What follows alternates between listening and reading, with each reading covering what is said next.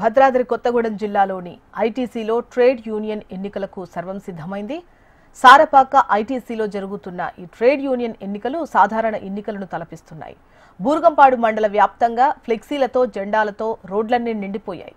ఏరులై పారుతున్న మద్యం, ఉద్యోగులకు భారీగా నజరానాలు, విందులు, వినోదాలతో యూనియన్ ఓటర్లకు తాయిలాలతో ఎన్నికల వాతావరణం తలపిస్తోంది. ప్రధానంగా ఐఎన్టీయూసీ, టీఎన్టీయూసీ, బీఆర్టీ యూనియన్ల మధ్య పోరు నడుస్తుండటంతో ఉమ్మడి ఖమ్మం జిల్లాకు చెందిన 3 మంత్రులను ఏఐటీయూసీ నాయకులు కలిశారు.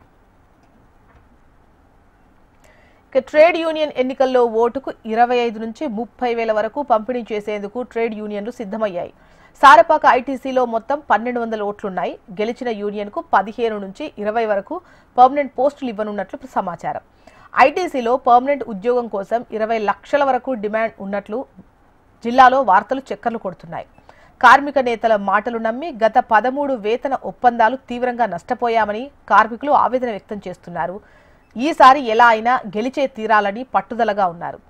సాధారణ ఎన్నికలను తలపించే విధంగా జరుగుతున్న ఈ యూనియన్ ఎన్నికల్లో కోట్ల రూపాయలు ఖర్చు చేస్తున్న లేబర్ డిపార్ట్మెంట్ అధికారులు మాత్రం ఆ వైపు చూడడం లేదని విమర్శలు వెల్లువెత్తుతున్నాయి.